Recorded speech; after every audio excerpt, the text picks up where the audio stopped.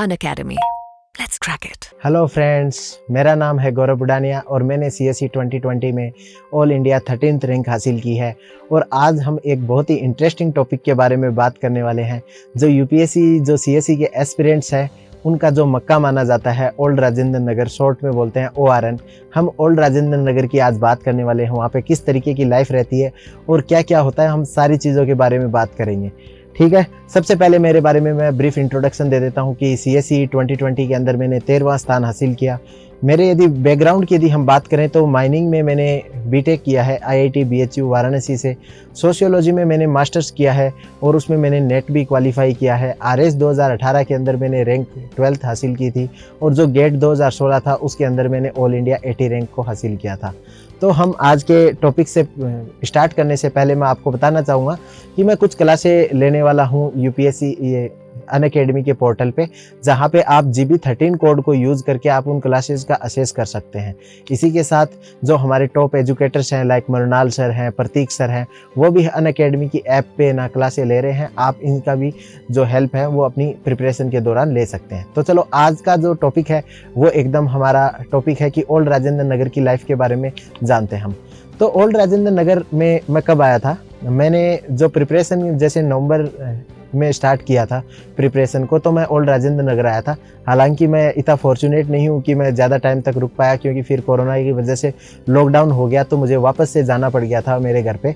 तो लेकिन मैंने उस 3-4 महीनों में 5 महीनों में लाइफ को ऑब्जर्व किया कि किस तरीके की ओल्ड राजेंद्र नगर की लाइफ है और वो बाकी जगह से अलग कैसे है। तो आपने TVF की सीरीज़ देखी होगी, उसके अंदर पूरी ओल्ड राजेंद्र नगर की पूरी बात बताई है एस्पिरेंट सीरीज़ के अंदर।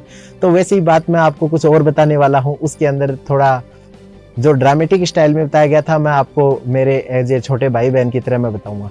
तो सबसे पहले तो इन्वायरमेंट कैसा स्टडी का, तो एक फेमस बात है कि राजेंद्र नगर की तो फिजाओं में भी पढ़ाई है। तो वहाँ पे यदि सबसे कम पढ़ने वाला बच्चा भी जाएगा ना तो 5-6 घंटे कब पढ़ लेगा उसको पता ही नहीं चलेगा।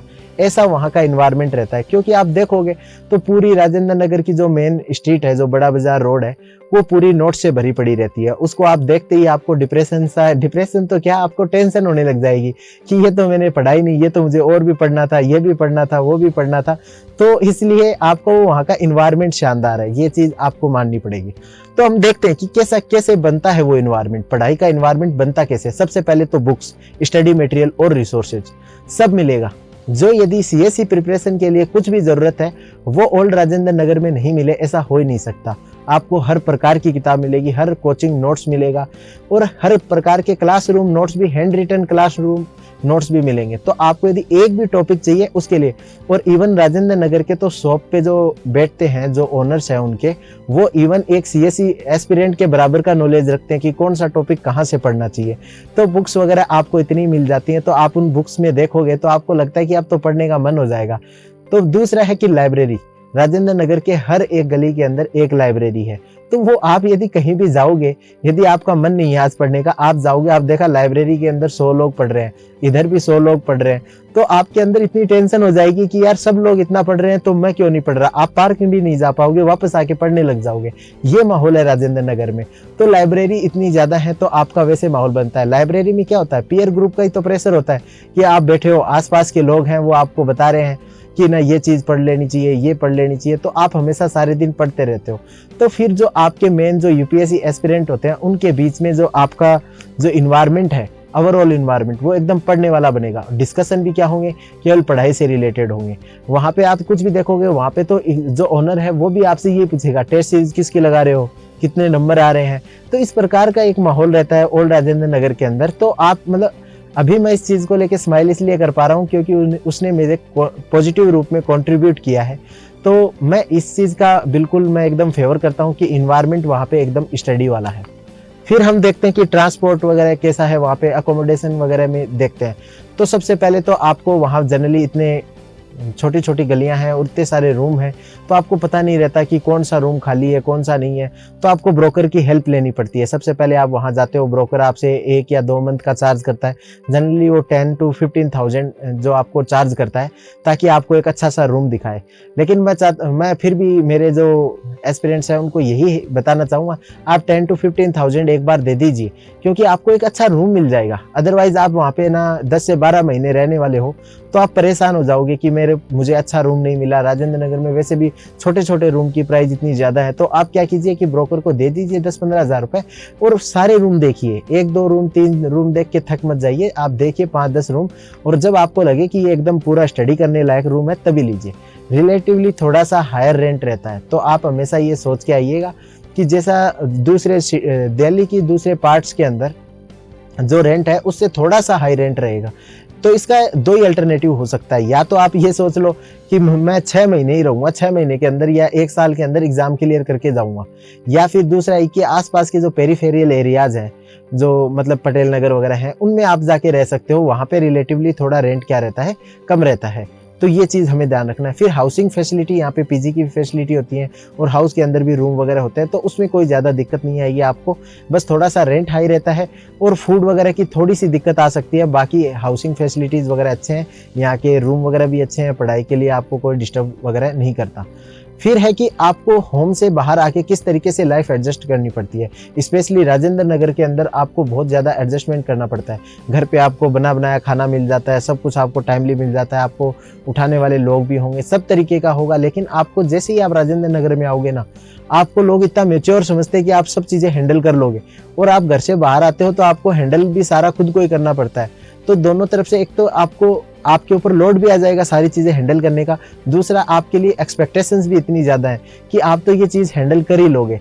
तो इन दोनों के बीच में थोड़ा सा ये प्रेशर आता है कि बहुत सारी चीज़ें हैंडल करनी पड़ती हैं कि टिफ़िन कहाँ से खाना है, टिफ़िन अच्छा नहीं आया तो क्या खुद से खाना बनाना है या नहीं बनाना। तो ये बहुत सारी या फिर हम किसी बाई को रखेंगे जो खाना बनाएगी, वो किस टाइम पे आएगी, हम कितने लोग हैं, किस तरीके से शेयरिंग होगा। तो लॉट्स ऑफ एडजस्टमेंट ये आपको लेकिन करने पड़ेंगे, थोड़ा सा ही। फिर है ट्रांसपोर्ट और कम्यूट वगैरह करने का। तो आपकी देखो मोस्ट ऑफ द जो कोचिंग्स हैं वो एक ही उस रोड के ऊपर है, जो बड़ा बाजार रोड है, जो वाजीराम से स्टार्ट होती है और शंकर रोड तक जाती है, उसी के ऊपर लगभग सारी कोचिंग्स है। तो उसके आसपास आप देख लीजिए कि ट्रांसपोर्ट के लिए क्या तरीका है। तो हमारी बहुत सारी लो फ्लोर बसेज भी चलती हैं, मेट्रो लाइन वगैरह भी चलती हैं, तो उनसे आप ना जो आसपास के एरिया में रहते हो तो आप आ सकते हो। लेकिन यदि आपको टाइम बचाना है तो मैं यही सजेस्ट करूंगा कि ओल्ड राजेंद्र नगर में ही रहिए, ताकि आप जो कोचिंग में आने जाने का टाइम है उसको बचा सकें। और बाकी आपको बाहर के एरिया से आना है राजेंद्र नगर में, तो आप ना ट्रांसपोर्ट के लिए यदि बस से आ रहे हो तो धोला कुआं से उतर जाइए। धोला कुआं से बहुत पास में पड़ता है, आपको 4 से 5 किलोमीटर की दूरी पे है। ऐसे ही यदि आप ट्रेन से आ रहे हो तो सराय रोला से आपका काफ़ी पास में पड़ जाएगा। तो ये 2 आप जो ट्रांसपोर्ट के रूट हैं वहाँ से आप राजेंद्र नगर में पहुँच सकते हो। इसके बाद बात करते हैं पीयर ग्रुप एंड फ्रेंड्स की। जो इन्वायरमेंट बनाते हैं सारा, वो बनाते हैं ये आपका पीयर ग्रुप। आप राजेंद्र नगर में देखोगे तो सभी लोग केवल यूपीएससी की तैयारी करने वाले ही लोग रहते हैं। तो उनके बीच का जो डिस्कशन होता है ना, वो इंटेलेक्चुअल डिस्कशन होता है। वो इस तरीके की नॉर्मल बातें नहीं करते कि क्रिकेट में क्या चल रहा है, बॉलीवुड में क्या चल रहा है, हॉलीवुड में क्या चल रहा है, कौन सी मूवी आई। इनके डिस्कशन मैंने तो काफ़ी कम सुने थे। डिस्कशन यही होता है कि इस साल कौन सा करंट अफेयर पढ़ना है, कितनी टेस्ट सीरीज लगा ली, कितने नंबर आ रहे हैं, पिछली साल के टॉपर के कितने नंबर थे, कौन सा ऑप्शनल अच्छा चल रहा है, कौन से ऑप्शनल को इस बार यूपीएससी डंप करेगी। इसी तरीके के डिस्कशन चलते हैं और आप सारे दिन एक पढ़ाई वाले माहौल में रहते हो। फिर अब पीयर ग्रुप्स भी अलग अलग तरीके के होते हैं। अब ज़रूरी नहीं है कि राजेंद्र नगर में आने वाला हर बच्चा ही सिंसियर हो। बहुत सारे बच्चे ऐसे होते हैं जो सारे दिन पढ़ाई की बातें करते हैं, कुछ बच्चे होते हैं जिनको गलत आदत लग जाती है। तो मेरे जितने भी जूनियर्स हैं उनको मैं यही सजेस्ट करना चाहूँगा कि आप अपना पीयर ग्रुप बहुत अच्छा से सिलेक्ट कीजिए। वहाँ पे ऐसा पीयर ग्रुप भी मिल सकता है जो आपको नेगेटिव मोटिवेट कर देगा, नेगेटिवली आपको करके रख देगा, जैसे कि पहले अटेम्प्ट में तो क्लियर नहीं हो सकता। और ये जो नेगेटिव पीयर ग्रुप है ना, वहीं से सारी यूपीएससी की मिथ निकल के आती है कि ये ऑप्शन अच्छा नहीं कर पा रहा है, आप अच्छा नहीं कर पाओगे, आपका एजुकेशन बैकग्राउंड कमज़ोर है, आप तो इंग्लिश भी नहीं बोल पाते, आप तो टॉपर नहीं रहे हो, आप क्यों आए हो, यहाँ तो आईआईटी वाले तैयारी कर रहे हैं, यहाँ तो आईआईएम वाले तैयारी कर रहे हैं, यहाँ डॉक्टर तैयारी कर रहे हैं। इस तरीके से आपको डराया जाएगा। और ये जो नेगेटिव पीयर ग्रुप है ना, उससे बच के रहना है आपको। और फिर जैसे राजेंद्र नगर में एक दो प्रकार की स्ट्रेटेजी, या तो आप ग्रुप बना के पढ़ो या फिर आप सिंगल पढ़ो। सिंगल पढ़ रहे हो तो वेल एंड गुड, यदि आप ग्रुप बना के पढ़ रहे हो तो उसके एडवांटेज और डिसएडवांटेज आपको अभी से ध्यान में रहने चाहिए, ताकि आप वो गलतियां नहीं करो। एडवांटेज तो क्या है कि आपका ग्रुप होगा तो आप सब लोग अलग अलग मटेरियल पढ़ सकते हो और उसको एक साथ कंबाइन कर सकते हो, एक दूसरे को बता सकते हो कि कौन सा पार्ट अच्छा है, कौन सा पार्ट बेकार है। तो ये आप एक दूसरे के साथ डिस्कस कर सकते हो, उसके साथ आपको रिवीजन करने में भी हेल्प मिलेगी। ग्रुप डिस्कशन करने से हमें चीज़ें बहुत लंबे टाइम तक याद हो जाती हैं, तो उन चीज़ों का फ़ायदा ना ज़रूर एक ग्रुप डिस्कशन जो ग्रुप से मिलता है, लेकिन डिसएडवांटेज भी हो जाता है कि हम कई बार उनसे कम्पीट करने की कोशिश करते हैं कि मेरे दोस्त ने ये किया है तो मैं भी ये करूँ, लेकिन हर इंसान कम्पीट नहीं कर सकता हर किसी के साथ। जैसे हाथ की पाँचों उंगलियां बराबर नहीं होती, वैसे ही सारे एस्पिरेंट कभी बराबर नहीं होते। यदि किसी ने आपसे ज्यादा पढ़ा है तो आप उससे डिमोटिवेट मत हुए कि इसने तो इतना पढ़ लिया, उसके बजाय आप ये सोचिए कि मैंने जो कल पढ़ा था उससे ज्यादा पढ़ा या नहीं पढ़ा। तो कंपटीशन आपको अपने आप से करना है, अपनी कभी पीयर ग्रुप से कभी भी कंपटीशन मत करना। यदि आप पीयर ग्रुप से कंपटीशन करोगे तो आपका पूरा जो ग्रुप है वो फेल हो जाएगा। लेकिन यदि आप खुद से कंपटीशन करोगे ना कि मैंने जो कल पढ़ा था उससे ज्यादा पढ़ूंगा, मुझे जो कल आता था उससे ज्यादा आ जाएगा, तो आप क्या करोगे ना, लॉन्ग टर्म में आपका बहुत अच्छा रिजल्ट आ जाएगा।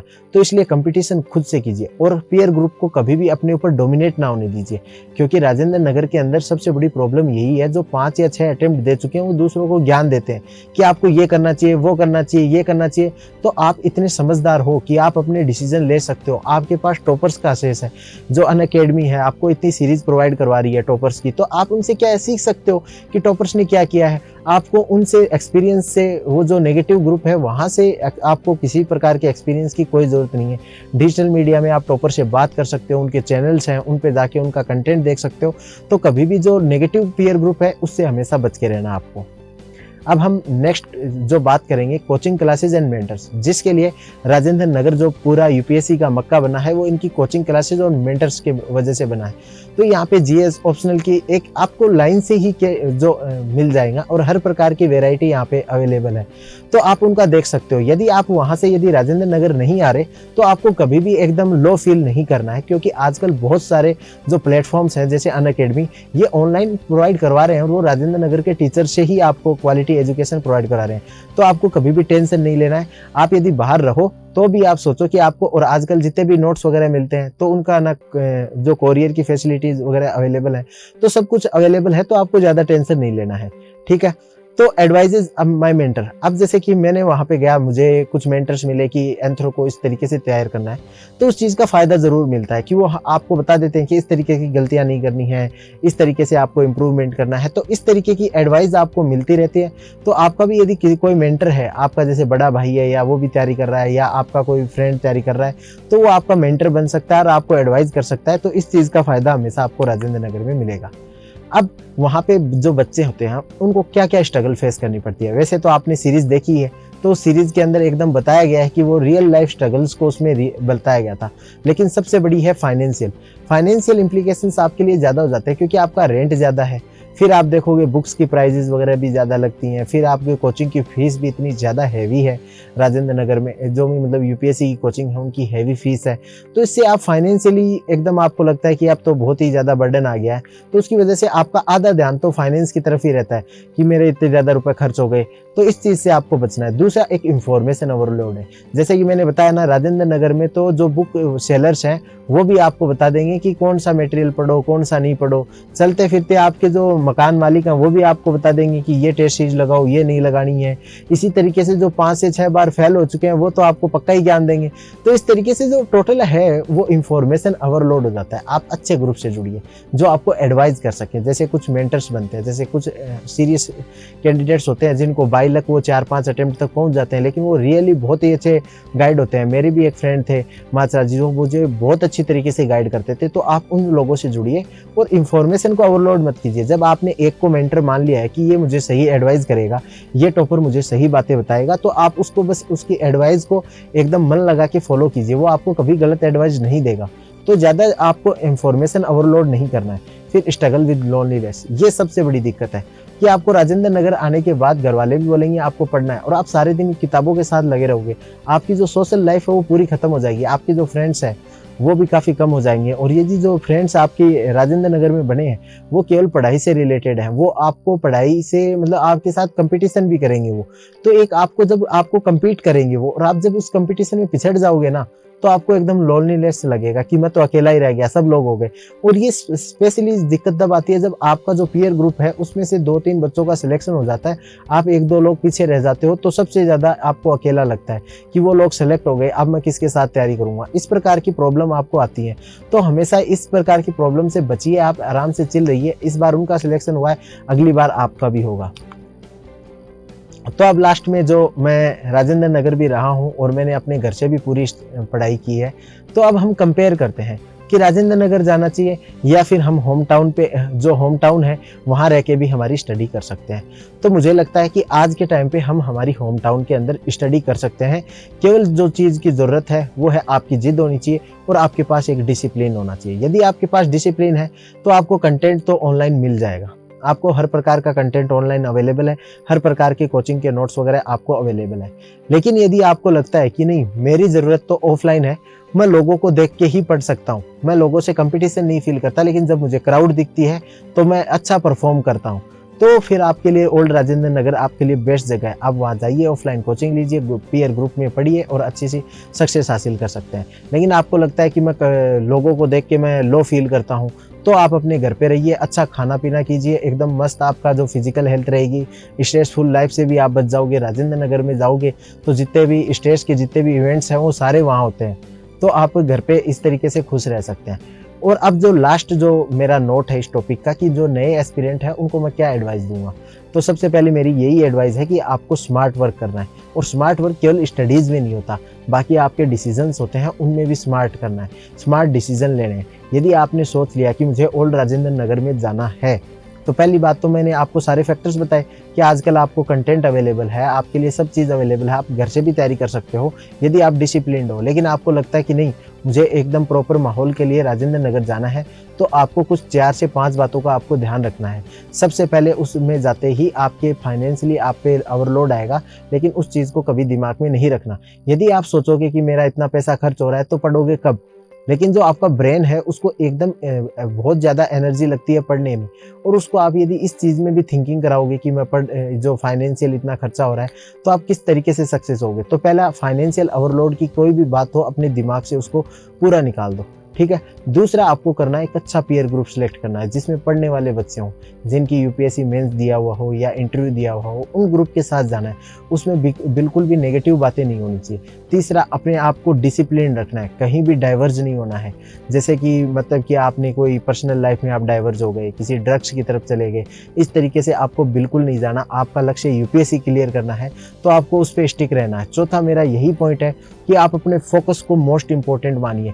यदि आप राजेंद्र नगर चले गए हो तो आपका जो धर्म, ईमान, सब कुछ यही है कि मुझे यूपीएससी क्लियर करके आना है। तो इन चीज़ों को आप ध्यान रखिए और आप एकदम बहुत अच्छे से मेहनत कीजिए, ताकि अगली बार आप भी टॉपर स्टॉक में आओ और आप भी ना, मतलब जो नए एस्पिरेंट्स हैं उनको आप इंस्पायर करो, उनको मोटिवेट करो।